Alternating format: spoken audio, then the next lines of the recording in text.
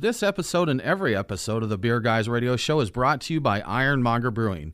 Visit Ironmonger at their tap room in Marietta, Georgia, or online at ironmongerbrewing.com.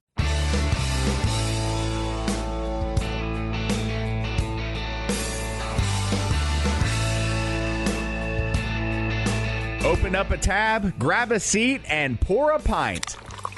It's time for the Beer Guys Radio Show. You want free beer? Go to the brewery. Dedicated to the art, science, and enjoyment of craft beer. Yo, what's wrong with the beer we got? Now, here are your hosts, Tim Dennis and Brian Hewitt.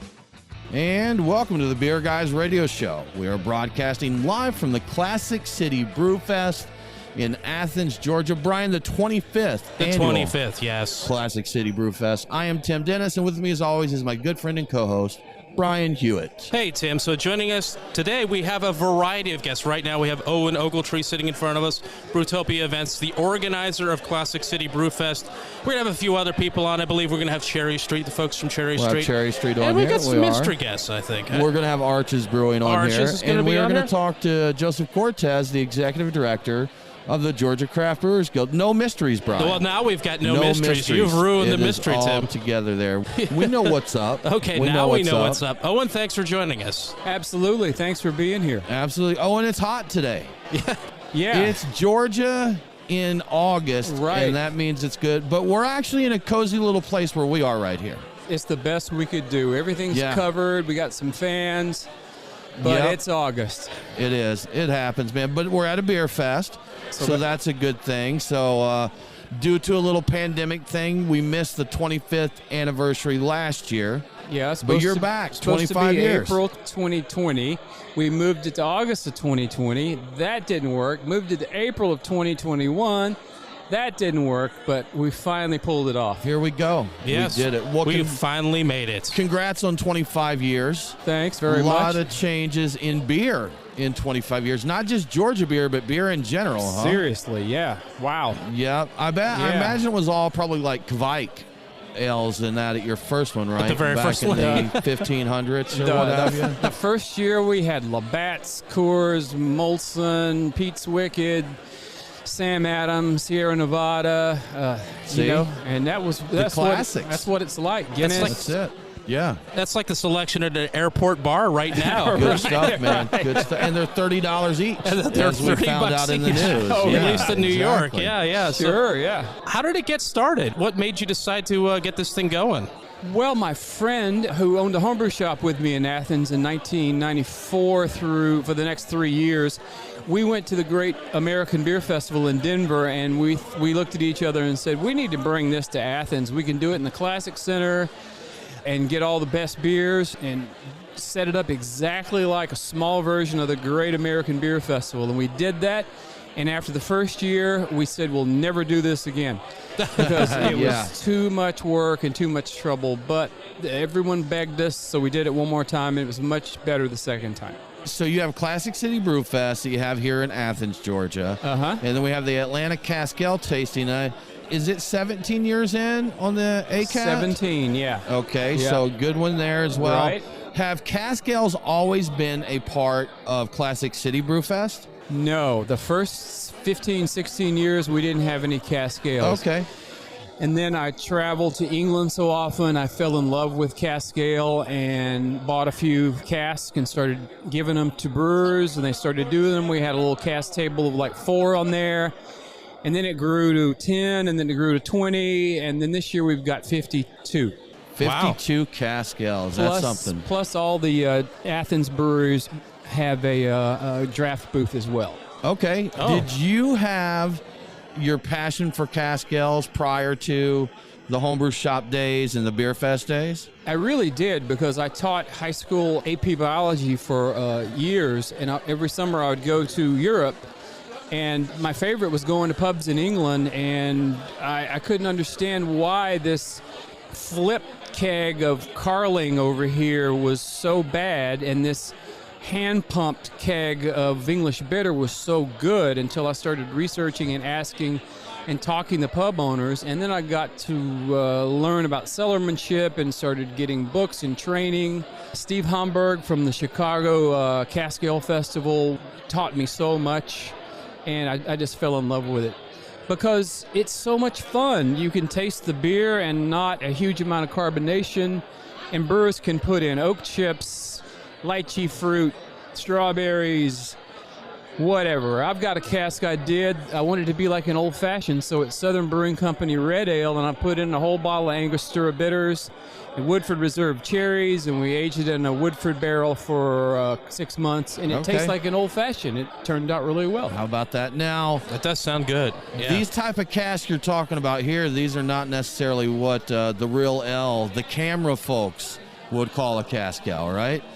Yes, they are. I follow all the camera, which is the campaign for Real Ale. It's located in St. Albans, England. I follow all their rules, all their recommendations. These are authentic casks. A lot of the old English guys would come over here to this and go, what the are you thinking? That's what I thought. People put this strange stuff in here, but in Yeah. terms of the process, this is legit. Okay. Process All is right, but There you what- go. The what the- process is legit then. What the Brewers is doing is a little outside of the norm. but, That's right. I mean, Yeah. it's still technically accurate, so technically still cask beer. And that's the way America likes to roll, Brian. We're going to Absolutely. get a little crazy with it. we saw how you do stuff. We want to do it our way. We're going to do it our Yeah. way. Exactly. So this is a big event for charity as well, right? So, Yes, this is the #1 fundraiser every year for the Athens Area Humane Society. One of my favorite charities in the world. I love those people, and they're here today in force. They have a table, and they're running registration for me. They're moving to a new facility, which is 10 times the size of their old little tiny house they had in near Watkinsville. So we're very proud of them, and we wish them all the best. They do good work. we see a couple cool dogs running We around do. here. Dogs and beer. Yeah, we like to go don't together. normally allow dogs, but the Hotel Indigo has been so nice. They said, whatever you want to do. You want to bring dogs? Okay. That's fine. I saw a guest checking into the hotel up here that had a dog, and the lady came out from behind the counter with like a personally gift-wrapped baggie of dog biscuits. Right. So I'm like, this is definitely a dog-friendly kind of place here. It is. And Which is nice. Yeah. It worked out Yeah. well because I think what's a beer festival without some cute dogs to pet? That's right. And you know what? I want to come over here and just stay at the hotel now because this is the first time I think I've went inside here, coming over there, and it's nice. it is really nice. I just want to It's go in great. there and sit in there. I'd paid just to go sit in the lobby in the air conditioning right now. Yeah, I Come would get too. a beer, go sit in the AC, and have a good time. I'll bet you somebody would take some money from you to go do They that. would. Yeah. They probably would. Yeah. So, Owen, what's in the future of Beer Fest? I know things have changed. Do you see anything changing in beer or the way festivals go or anything? The big change has been in the types of beer we can get. In the 90s, it was Pete's Wicked Ale, Negro Modelo, things that were very good but very mild. And now things have just gone crazy, in my opinion. There are brewers making classic styles, which I love, and there are brewers making new things, which are cool, and there are brewers making new crazy things that I don't like. Like milkshake seltzers, maybe? I don't like milkshake anything. Uh-huh. I don't. See? I don't There like you go. fruit puree beer. Okay. If I want to Yeah. go to Smoothie King, I'll go to Smoothie King and put some vodka in there. But I want my beer to taste like beer, and I'm not. I get I'm not. that, I'm yeah. not. I'm not insulting anyone or criticizing anyone. The brewers need to do what they need to do to stay in business. But I'm glad we have brewers who are making good classic styles. That's the thing. Like, people have gotten used to that puree of fruit in the thing. It's, they just can't be without it. We had a brewer on last week, and he sent a fruited IPA, and the fruit was there, but you still got the IPA in there, Owen. You still knew Right. you were drinking an IPA and not just drinking, like you said, the fruit puree. It was good, though. I'm hypocritical, though, because I'll drink one of those purees and be like, this is delicious. It's not a beer, but Not it's a beer. tasty. So It tastes It's like good out of stuff. a machine at 7-Eleven with It a little does. more flavor. Yep, that's it. So, Right. Owen, thank you so much for joining us and for throwing this great festival. We do Sure. need to take a break. You're listening to the Beer Guys Radio Show from the Classic City Brew Fest, and we'll be right back.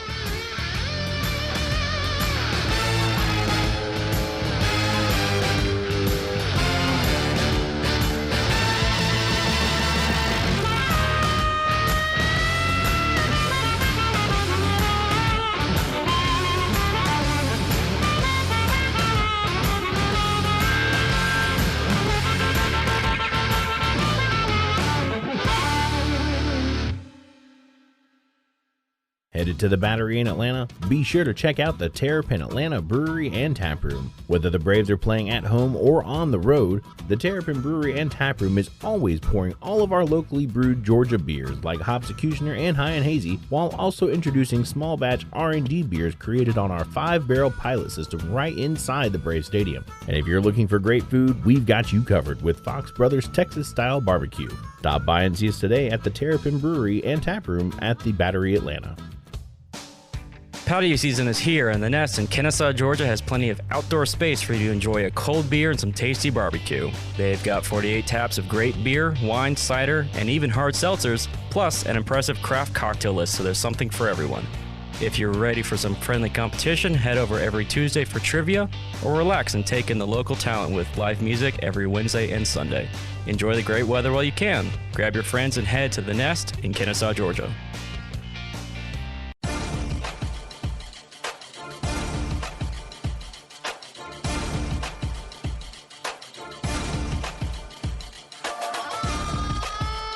Follow the Beer Guys on Facebook, Twitter, and Instagram.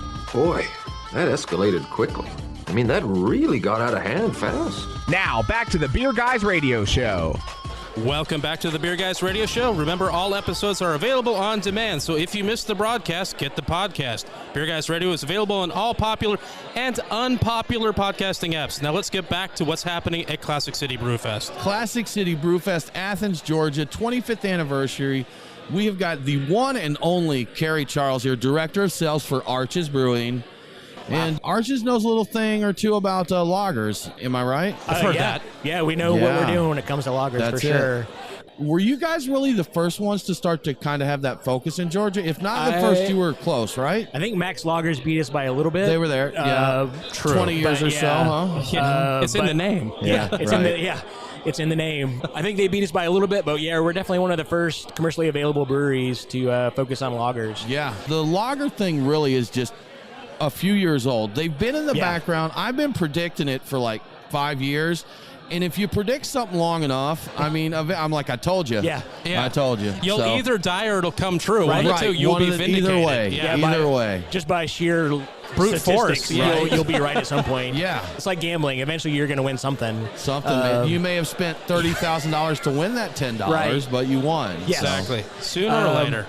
But yeah, I think for as long as I've been in the beer business, every spring, summer, somebody declares it the year of the lager. Right. And I think that was me.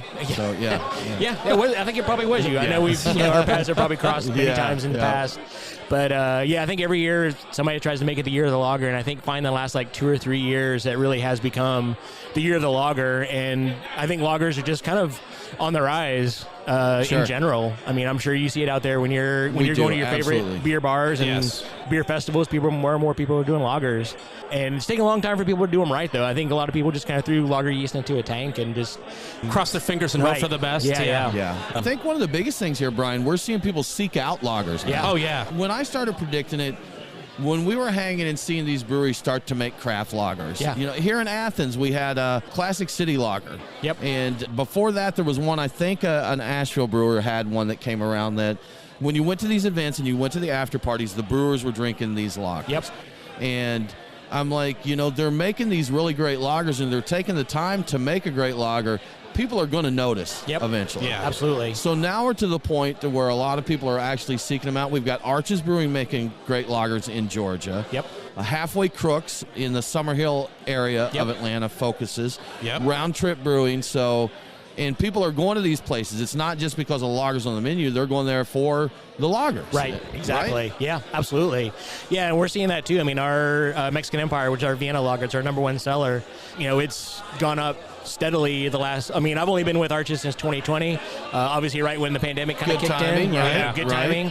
But yeah, we've seen a pretty steady increase in our Mexican Empire sales. And in fact, all of our lagers across the board have been increasing in sales in the last year. So I definitely think that lagers is definitely something people are seeking out right now because they're so versatile. Even a darker lager like a Vienna lager like a Mexican Empire, you can sit on a hot day and still enjoy it and not feel weighed down by it. Or you can drink our Lloyd's Light, which is our American light lager. That's my fridge beer at home. It's what I drink when I walk in the door. And that's the thing that got me when I heard that you guys were opening and you're focusing on lager. I'm like, I don't know about that. I don't know how well that's going to work. I'm like, I get what they're doing, and I like what they're doing. I don't know, and I realized after I've been there a few times how incredibly versatile the lager base is, or that whole process of brewing. I'm like, you really can do just about everything with it. I always just envisioned just a plain lager. This Schwartz beers. There's I think a lot of people Baltic do. Porters, You hear lager, craziness. A Bud Light comes to mind. Exactly.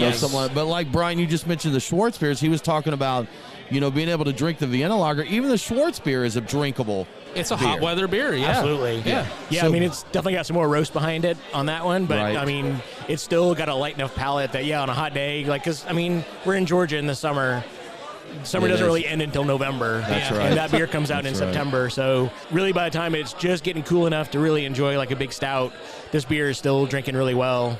Well, when you think about it, people during the summer are drinking cold brew coffee. I mean, that's cold brew coffee if you don't want the caffeine. Never mind the various decafs out there. I'd rather have just a beer that has all that same flavor. You know what I mean? Absolutely. It's cold brew coffee. You just think of that, and it makes a lot of sense to drink it in warm temperatures because it's cold. Yeah.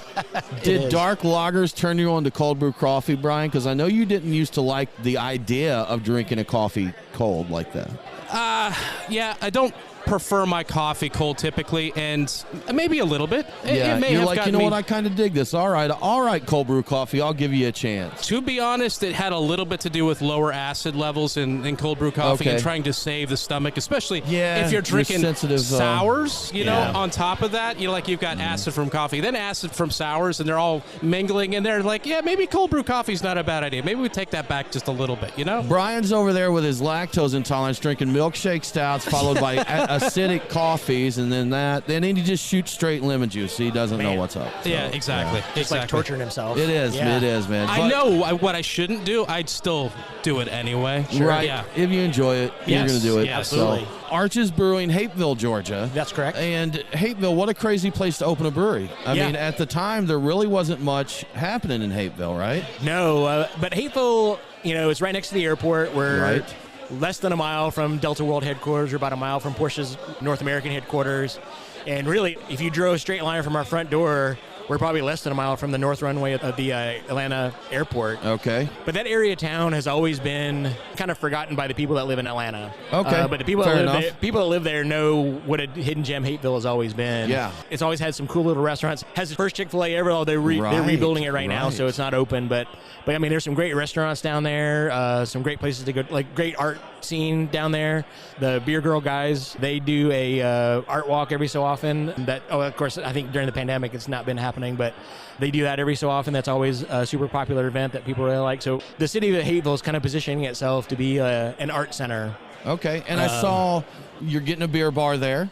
I saw Brass Tap is building in Hapeville. Brass Tap's coming in soon. I mean, we're looking forward to having those guys as our new neighbors. Yeah. Of course, we got Corner Tavern down there does a great job. Valari, they do some really good stuff down there too. So I mean, there's some great restaurants down there for sure. And I'm always forgetting somebody. So if anybody hears this and I'm not. He's not leaving you out. There's just a lot of good stuff in Hapeville. Exactly, there sure is. And you've got Atlanta hip hop icon Fish Scales. Right there in Hapeville, Georgia. Oh yeah, that's right. Those guys come and help us package beer sometimes. Yeah. So we're always happy to have them as neighbors.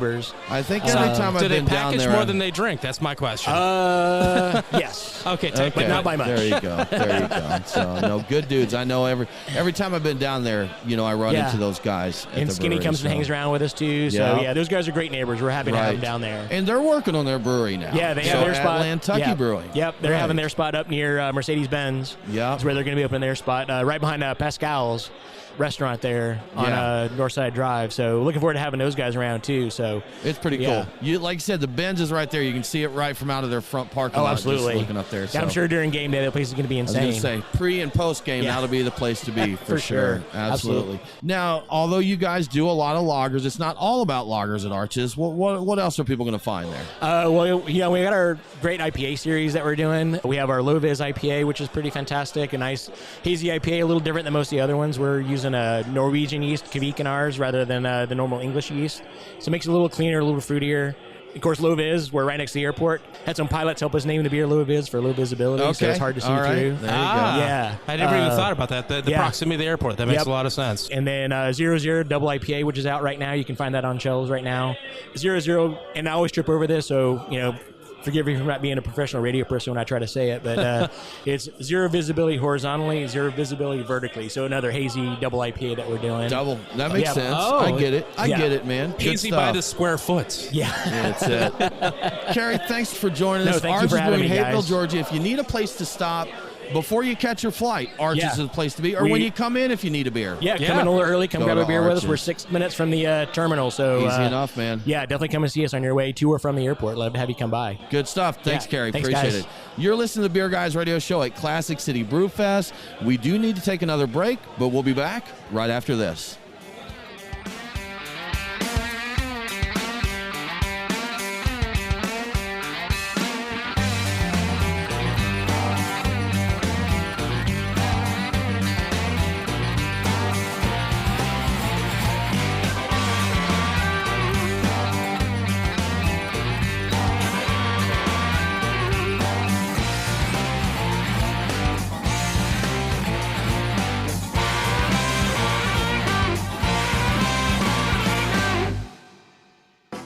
Looking for a perfect afternoon beer, a feel-good weeknight beer with your dinner, or a great beer for whenever you don't want alcohol? Look no further than Athletic Brewing. They've won awards on multiple continents and are revolutionizing anything you've ever thought about non-alcoholic beer. Check out their website at athleticbrewing.com for a store closest to you, or order online with free shipping nationwide. athleticbrewing.com. Use code BeerGuys25 to get 25% off your first round on us. Brian and Tim, the Beer Guys. If you're like us, no lunch or dinner is complete without a pint or two of craft beer. Which is why Truck and Tap in downtown Woodstock, Alpharetta, and Duluth are always on our list. Tim, why do they call it Truck and Tap? Well, the tap part is easy, Brian. They've got 18 of them. As for the truck part, that's where it gets interesting. Truck and Tap features your favorite Atlanta area food trucks, so you're getting a different menu every day. Truck and Tap in downtown Woodstock, Alpharetta, and Duluth. Truckandtap.com. Let them know that the Beer Guys sent you.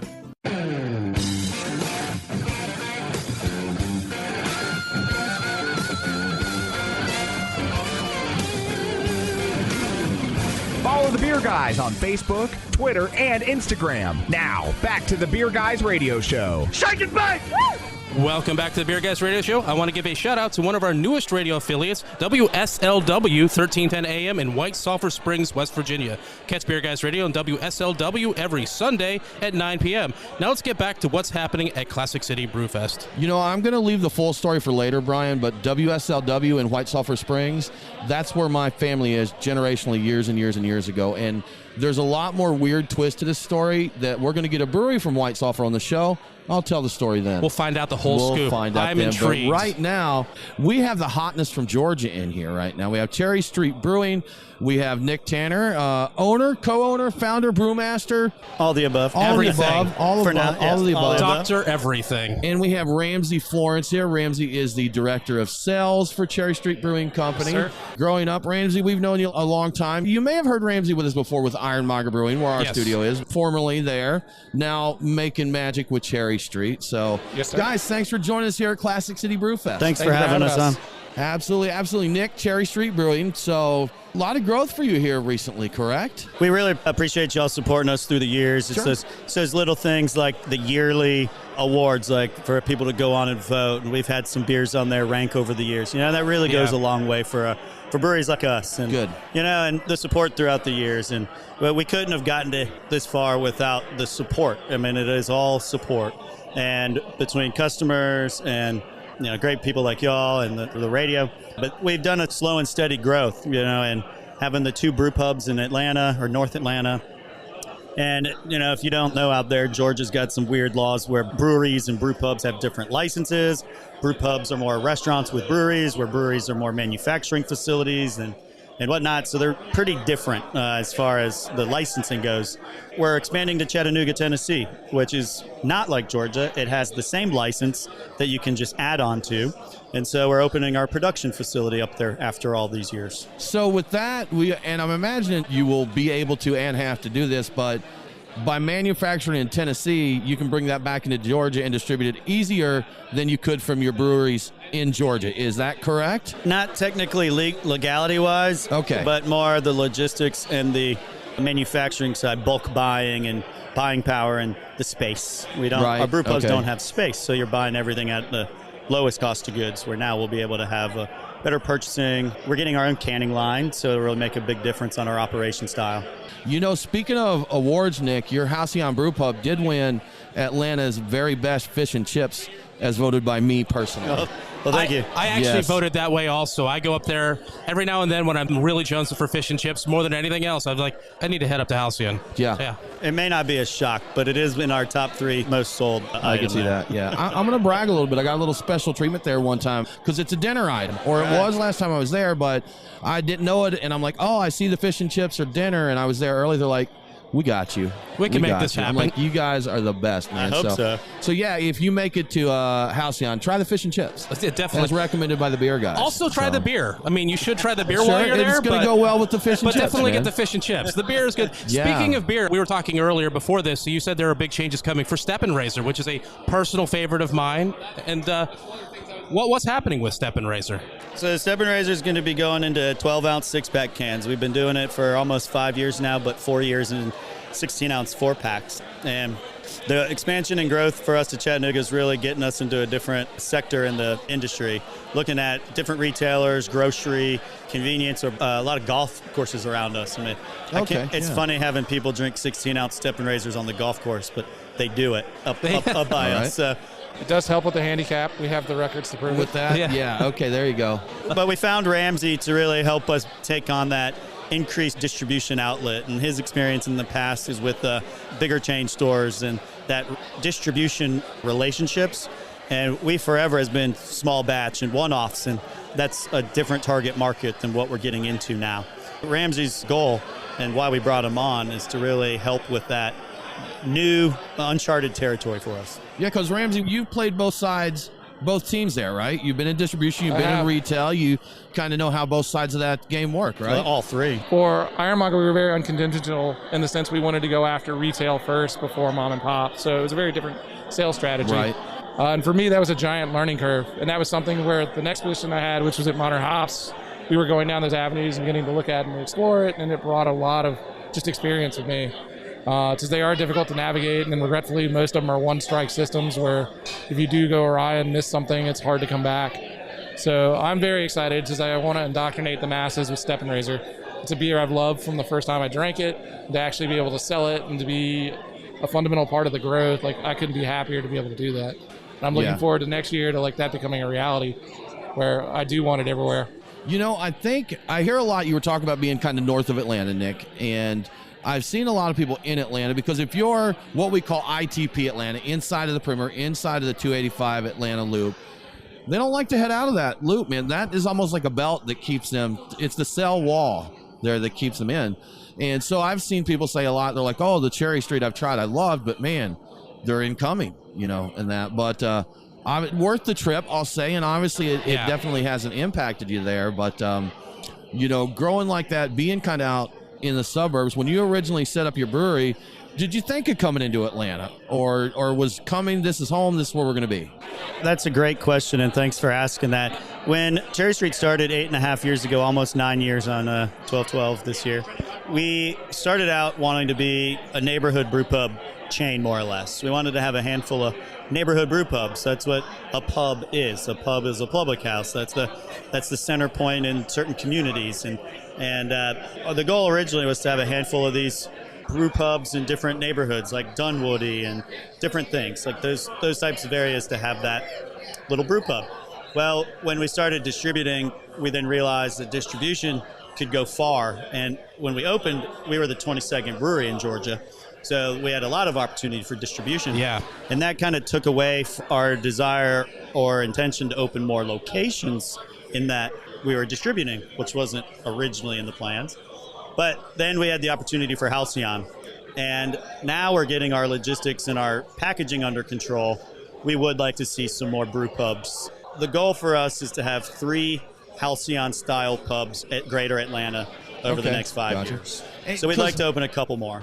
Yeah, and that's something we've talked about a lot. You know, there's been this shift of how people get your beer. You know, in the bigger picture, brew pubs have always been around, always been a good place to go, but consumers, it used to be retail. People would chase the beers that were not necessarily from their neighborhood pub.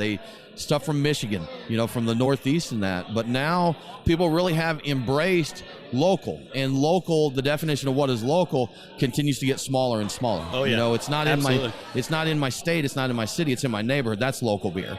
And the closer you can be locally, the more people are going to come in there and enjoy it. I mean, in like Atlanta, like years ago, we were with a distributor south of Atlanta, and they had a few breweries open up over the past few years, and we became not local at that point. Right. Yeah. I mean, 30 miles away, but you're not local at that point. My definition of local got a lot shorter, too, because my local used to be over in Chamblee from Buckhead, and then one opened 2 blocks from me, and now local is looking like seriously 2 blocks from my house as opposed to Chamblee. So that's local, man. The possibility of getting it closer is what is driving increased local interest in beer, I think. That's my theory. And I mean, I've even seen people say things like someone that lives on the Georgia-South Carolina border, they drink South Carolina beer, and someone's like, oh, you should drink Georgia beer. They're like, this beer is 20 miles from me. Atlanta's beer is, 100 and X or whatever miles from me. This beer is more local to me than that beer. Absolutely. If you look at it. So when I had more time, my wife and I, we used to go to every new brewery, everywhere. And I feel like there's now like 10 breweries in Atlanta that I haven't been to that I'm shaming myself that I should have gone to by now. It's tough. When I first started selling beer in this industry, I could go down to Savannah and selling out of Marietta. It was local.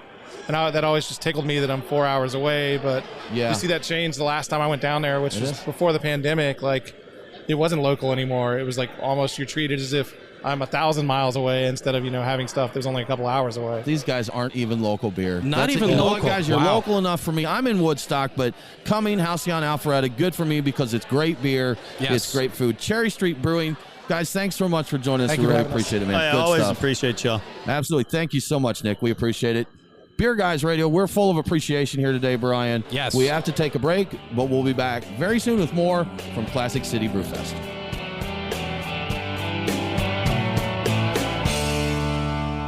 Have you ever thought about owning your own brewery but don't know what it takes to get one built? We're Storytime Construction, and we build breweries. We're Georgia's most experienced and hands-on contractors when it comes to building new breweries and tap rooms, or expanding existing breweries. We offer full build-outs, remodeling, and additions, as well as consulting and construction management. Give us a call at 770-733-4343. Storytime Construction. We build breweries. Have you visited Ironmonger Brewing recently? Take a trip and see the newly renovated and spacious tap room, or enjoy the outdoors in their new beer garden with plenty of seating and shade to ease that summer sun. Ironmonger's tap room has a variety of craft beer and hard seltzer on tap, with wine and spirits coming soon. Ready for a bit of adventure? Try out axe throwing with Ironmonger's 16 target range. It's a perfect spot for some quick fun or to host your next party or corporate event. So grab your friends and have some fun today at Ironmonger Brewing.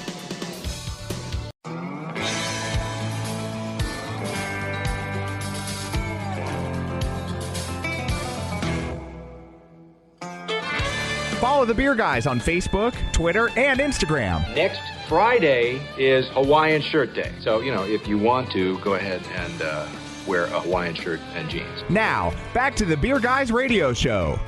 Welcome back to the Beer Guys Radio Show. If you enjoy the show, please consider supporting us on Patreon. Just go to patreon.com/beerguys. Patrons get cool perks like Beer Guys swag and commercial-free episodes. Now let's get back to what is happening at Classic City Brew Fest. We are here with Joseph Cortez. Joseph is the executive director of the Georgia Craft Brewers Guild. Yes. Joseph, how are you doing today, sir? Hey, Brian and Tim, I am doing great. Thank you. Good deal. So, Joseph, you're just on the tail end of your first official legislative session as executive director of the Guild. How did that go for you? Yeah, first full legislative session. It went well. We were able to get some limited success, a bill across the finish line there, help our breweries be able to transfer their product a little bit better. As we like to say in our industry, when trying to make any sort of legislative or policy achievements, one step at a time. Right. So we took a step, and we are certainly looking to, improve our beer laws even more here in Georgia and kind of bring us up to par with some other states around. Yeah. You were speaking of that in the segment just before we had you on, Joseph. We had Nick Tanner on from Cherry Street. Yeah. And Nick is currently building a production brewery in Tennessee because of the laws in Georgia. That's right. So it's unfortunate, and I think I don't know if everyone knows or cares, but we lose business some because of the laws there. Have you heard stories from anyone else who, because of laws, have said, look, I'm going elsewhere? Absolutely. Sure. We've all heard of some cases over the past year. There's been at least one or two higher profile cases. Nick and Cherry Street is one example. And that's something that we share with our policymakers, with our elected officials. Hey, look, you're losing additional investment in possibly your home district. Right. I always tell people, and I think you guys understand this, our craft, our local breweries are hubs of development and community all across the state. Doesn't matter, urban, suburban, rural. You can't go anywhere and have a new development without somebody that's looking to have a brewery as an anchor in that new development. That's true. Sure. Yeah, absolutely. So, and we even I have people that own properties or own developments or are real estate agents that are reaching out to us and saying, if you know anybody, we want a brewery here. That's right. Bring a brewery in here. We want it. There's a place not far from Athens, Eatonton, Georgia. They've got a really gorgeous place there that they're wanting to get a brewery there. And, we were talking about breweries leaving Georgia right here in Athens, Creature Comforts.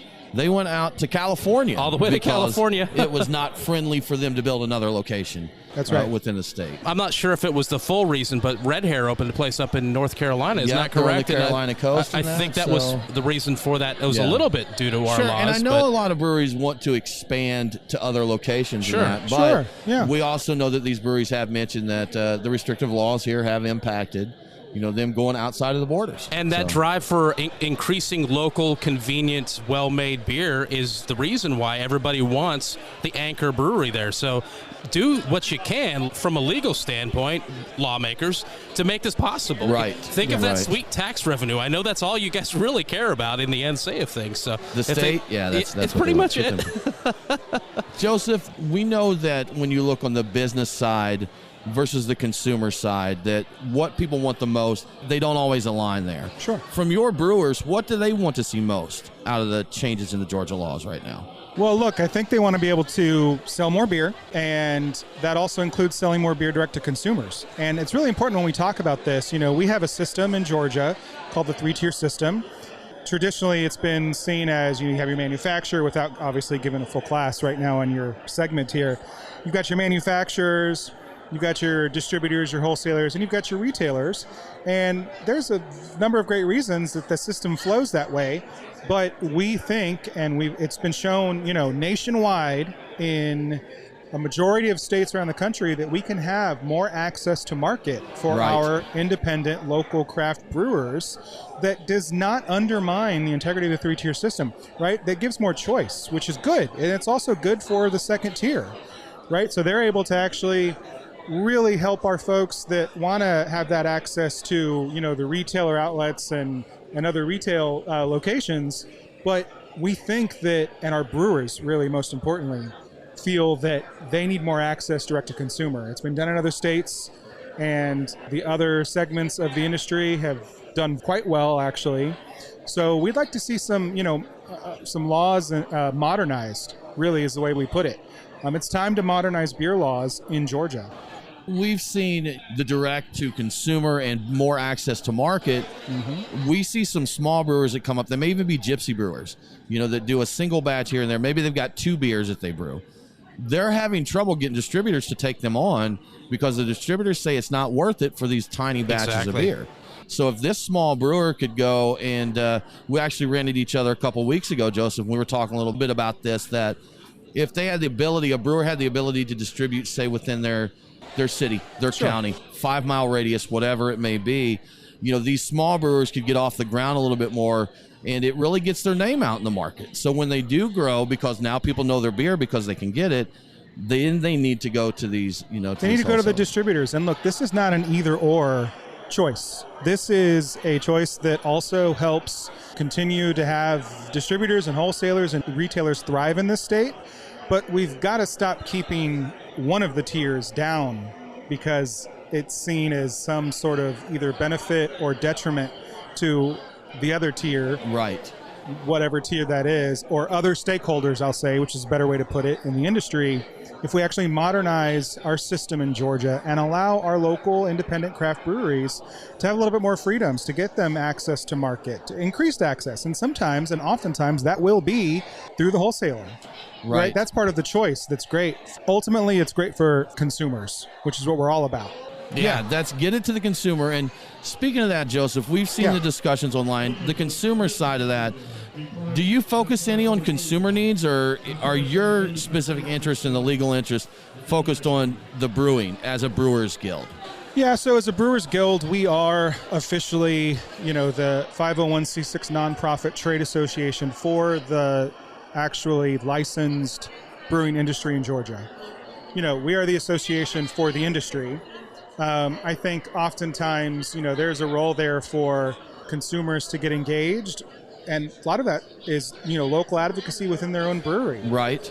I actually just heard at our table here at the fest a consumer that came up and said, hey, I want to get engaged with the guild, and I'd love to have, guess what? A membership, right?